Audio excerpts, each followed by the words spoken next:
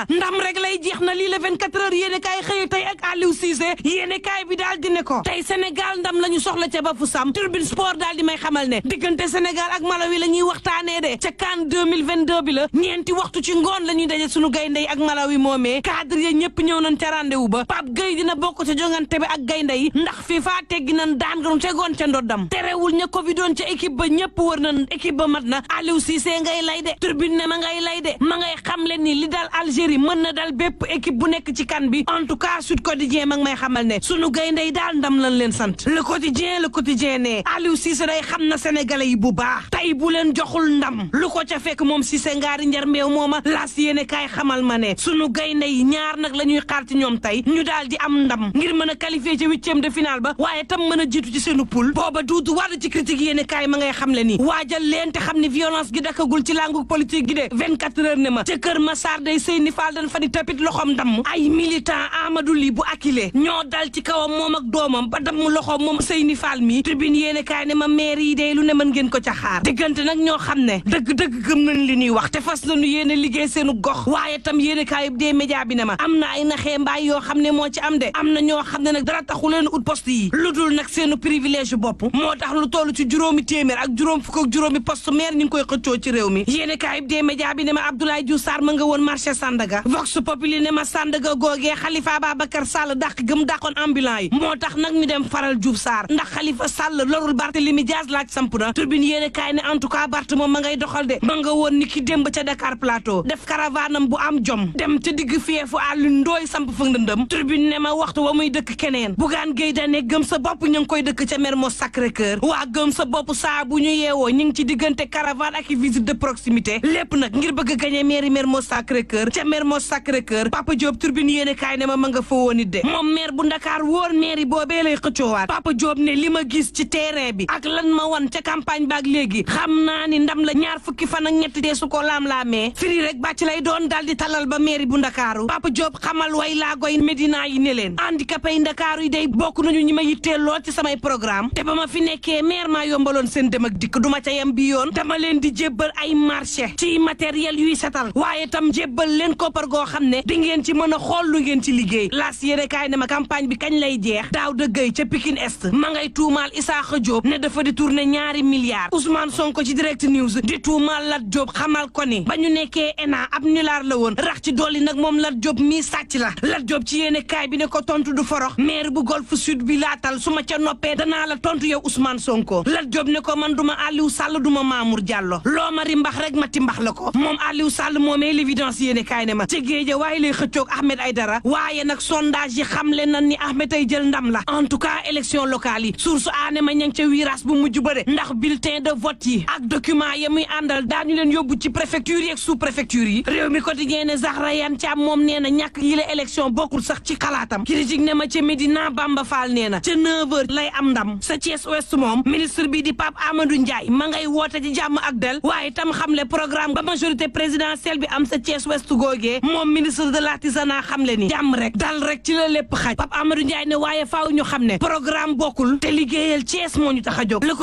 quotidien ne ñii liggéey Sénégal xam leen ni péage bu Marsassoum ña koy jëfandikoo ne ñu nañu wàññi tarif yi étudiants ya nekk ci université Gaston Berger ña nga ca xiifal ca Sédhiou 24 heures ne ma ndongo yaay gréew ndax amuñu professeur Direct News ne ma ñaari weer ngi ni jàngalekat yi nekk ci gréew gisuñu gouvernement gisuñu société civile Sud Quotidien xamal ma ne SAEMS ak USEMS day nee ñu daañu perturber njàng meeg njàngale mi bu dee gouvernement bi àdduwul ci ñoom L'Enquête Quotidien jox kàddu Mamadou Amadou Ly conseiller la woon bu Abdou Diouf mu xamle ni société nationale yi nekk ci réew mi dañoo échec ñu wax ko te faatu mbaate dund réew mi Quotidien ne ma ànd sàmm jikko yi daañu manifester ñaar fukki fan ci weeru février gi ngir ngóor jigéen gi ñu bëgg daganal ci réew mi du am en tout cas le Témoin yéene kaay ne tiit jot na de douane bi day ay munitions de guerre la daal di teg loxo Vox Populi xamal ma ni ñetti conteneur la yoo xam ne ay munitions de guerre la def ca port autonome bu Dakar lañ ko jàppee Libération yéene kaay ne ma ñeent ci marin ukrainien teg nañ leen loxo te boo xaymaa la nu jàpp toll na ci ñetti milliards ci suñuy koppar booba l'évidence mi ngi may xamal ne daan ya ñu teg ci ndoddu Mali day Sénégal a nga ko yëg ak askanam Dakar Times ne moom Bamako ci boppam espace aérien léegi Russie la ko jébbal laas ne ma jàppal ne léegi biir buy daw bokk na ci symptôme bu variant Omicron bi bu leen fàtte ni Covid mi ngi ci réew mi te day faat yendu leen ak jàmm